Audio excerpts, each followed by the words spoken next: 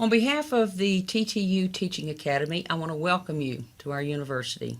We are delighted that you've joined us, and I'm going to speak on behalf of about 200 of my colleagues here at Texas Tech to let you know a little bit about the Teaching Academy and then maybe give you some suggestions for as you begin your faculty life here on campus. The Teaching Academy is dedicated to teaching excellence. We wish to engage faculty throughout the campus on evaluating their own teaching, reflecting on their own teaching, sharing their knowledge about teaching through the Teaching, Learning, and Professional Development Center. It's a wonderful, wonderful resource on campus, and I really encourage you to take advantage of learning more about the Teaching Academy, talking with Teaching Academy members, and maybe one day joining us. Before I do that, however, I'd like to give you just a few little words or nuggets of wisdom. In my opinion, it's always been the most important day of the class is the first day of class. That's the day that you establish the culture for whatever class that you're teaching.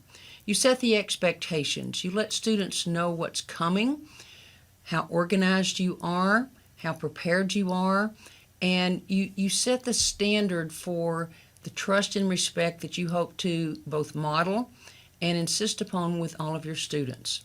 That class culture also, on the other hand, includes a few things that you might want to keep under control. Big issues for students in today's world is they want to text, they want to use their smartphones. Some of them want to get there late, some of them want to leave early, some of them want to pack up early. And what you do on that first day of class is these are the expectations. Come on time, leave on time, don't misuse your cell phones during class, and use a signal that you give them for when you're ready for class to conclude. If you do that, it will kind of nip in the bud, if you will, some of the issues that might happen in your classes. Another piece of advice that I would give you, regardless of the size of your class, learn your students' names and use them. The most important word in the English language, supposedly for everyone, is their own name. It's their identity. At Texas Tech, they have an R number. That's not who the student is. A student is Tom, Dick, Harry, Mary, Susie, or Jane. It's who they are, and they want to be known by you. Invite them to your office hours, chat with them before and after class, call on them during class, engage students by their name, and it gives them an identity, and it demonstrates that they're a human being, not just an R number. Two other suggestions I would have for you is to show you care about your students. We're in the midst of a difficult time in higher education among this pandemic, and it's really important that your students know that you care. As the old saying goes, sometimes it's good to bend over backwards and let them know how much you care. And the other thing I would suggest that you do is remember that you're teaching some content regardless of your disciplinary area, but the most important thing is to remember you're teaching students. And if you do that, if you show you care and you show that you enjoy teaching them, it will be fun. And I encourage you to have fun teaching as I do each time I teach. All right, I want to focus just what little time we have together this morning on a 5-step process for effective teaching and learning. This is based on a lot of the literature and research in the area and years of experience that I've had teaching at the university level. And basically, it's summed up in a couple of ways. Those 5 steps are 1, tell them what you're going to tell them, 3, tell them, and 4, tell them what you told them. And you think, ooh, that's an interesting little quip. But it really does work.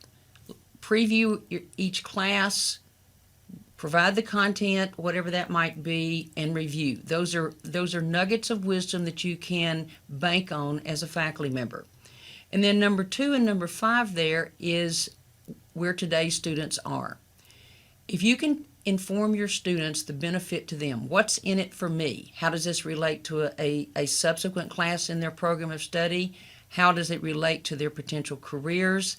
And that links directly into number 5, which is what can they do with the information that they learn in your class so that they can enjoy life better, be a more productive citizen, be more successful in their career, whatever it might be. So I'm going to briefly elaborate on each of those 5 sequential steps, but they're They're a good way to think about every class that you teach. All right, before I do that, though, I want to talk about how both teaching and learning are dynamic and developmental. Reflection in teaching is really important. Throughout my career, I have really appreciated the opportunity to think about how a class went, think about how a class is planned for, reflecting on what I know, what I do, what I did well, what I did not do so well. And so reflection is very important. Continually think about how you can improve your abilities. The teaching, learning, and professional development involved with a lot of Teaching Academy members is a great resource, as I mentioned earlier, to continuously throughout your career enhance your instructional ability. We're not all perfect. We all have rooms for improvement, so we need to learn. And that links directly to the third, which is be a lifelong learner, about not only your discipline, but also how to teach and how to resonate with today's students. And as I mentioned, learning is also a developmental process. And you may need to help your students just a little bit with that so that they become owners of their own learning, which is the first point there. Help students take personal ownership of their learning. Help them realize that what they put into a class contributes directly to what they get out of a class. So it's really, really important for them to take personal ownership of their learning. Prepared for class, participation in class, preparation for assessments in class, that's what we're talking about. Students can benefit extremely significantly by getting feedback from you. You're the disciplinary expert, and what you need to realize is that you can provide them beneficial feedback that will enhance their learning. Provide that on assessments, provide that during class time, but most importantly, make that feedback that you provide continuous. Make sure that you understand that your job is to facilitate learning both inside and outside the classroom. So in doing so, what you need to think about is both the assignments, the active engagement during class time, and how their work outside the class in readings and in papers that they're writing, in assignments with other students, can be strengthened and facilitated. And then, regardless of what class, whether it's freshmen through graduate students, make sure you hold students to high expectations, but also do your part in helping them achieve those particular standards. All right, back to the first step. Tell them what you're going to tell them. Development of a syllabus for a course I've found throughout my career is to be the most challenging thing that I do. And what I mean by that is it has to be organized, it has to be clear to students, it has to let them know what to expect in the class, such as a topical outline, clarity in the assignments, due dates, and what they can anticipate in the class, how you're going to respond to them in class. So the syllabus is very important. It includes the student learning outcomes, what you expect the students to learn and be able to do at the end of your class, all of the different assignments and how they're scaffolded to build and on top of each other, leading to maybe a capstone project at the end, or a foundation upon which the next class that they're going to take is based. And then inside that particular syllabus, I would suggest that you think about setting up each of your assignments with a purpose, the task that you expect of the students, and the criteria by which you're going to evaluate them, and that basically, simplistically, could be a grading rubric. But very clear clarity helps students perform better. Give them due dates. Make them very clear. Remind them of those due dates. Give them the assigned readings when they're expected to complete them. A good comprehensive course outline, whether you're teaching online or face-to-face, is really important. And then each day in class, come prepared to say what you want students to learn a particular day.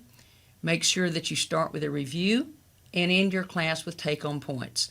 That's a great way to continuously tell students what you're going to tell them. Now, a benefit statement from a student's perspective is not what's up there on the board. And I intentionally put it in dark font and text here. This is what what a class is not if it's going to be an effective class. It's not just covering the textbook. It's not about going through a deck of slides that you might have gotten from a publishing company. And it's not just 3 tests and a final exam over lectures only. That's not what a good class is. Rather, a good class is meeting students' wants and needs. It's getting them actively involved in learning activities. It's helping them learn how to study and learn how to learn. And it's developing a growth mindset that they can be successful. Regardless of how difficult the class that you're going to be teaching is, every student can succeed. In order to help them do that, it needs to be a blend between lecturing and active learning. That's why I use this particular graphic. It is interactive lecturing. There's a time and place for you to disseminate information, but it's not every 50-minute class period. There's a time for students to engage in activities, but again, it's not necessarily every class period. For example, you could use engaging activities such as these, and I won't take time during our time together to elaborate on these, but these are examples of engaging learning activities. You might say, I do not know how to do any of these. Fine, go to the TLPDC, send me an email message, and I'll be glad to give you information about every one of these and a myriad of other learning activities. My goal is that every class, regardless of its length, has to have a minimum of one engaging activity for students. In fact, I try to make my classes have lots more learning activities than just one. In telling them what you told them, one of the great important characteristics of effective teaching is assessment. And there are three different types of assessment. It took me a while in my career to finally figure this out, so I'm going to share it now. You'll have it going in. And the first is diagnostic. You need to know what students already know. And you need to encourage them to do self-assessments throughout, such as when they're reading a chapter, what do they already know about that topic, maybe making some notes to begin with, and then continually self-assessing how they're doing in each particular class periodically, how they're doing on particular preparation for a test periodically. So learning as assessment or assessment as learning. That's diagnostic or it's self-assessment. The second that we frequently overlook is the importance of formative assessment. And that just simply means the feedback you give students, how they use that feedback, and helping them take ownership of their learning, as we mentioned earlier. So assessment for learning really means a formative. It's ongoing. It continues throughout the entire semester. And there should be small formative assessments embedded into your class, maybe even each class day, that lets you know how much students are learning. For example, you can use any of the clicker responses, giving a mini lecture, asking students what they learned, understood, did not, and then going back and reteaching if necessary. That's an example of a formative assessment. A summative assessment, oftentimes we think that's that 3 tests and a final exam.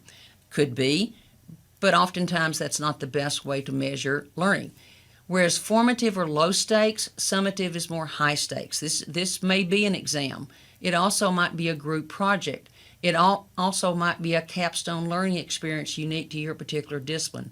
Make sure, as you're thinking about your assessments, that you have a blending of all 3 of these types, not just the summative assessments, because that becomes very threatening and stressful for students.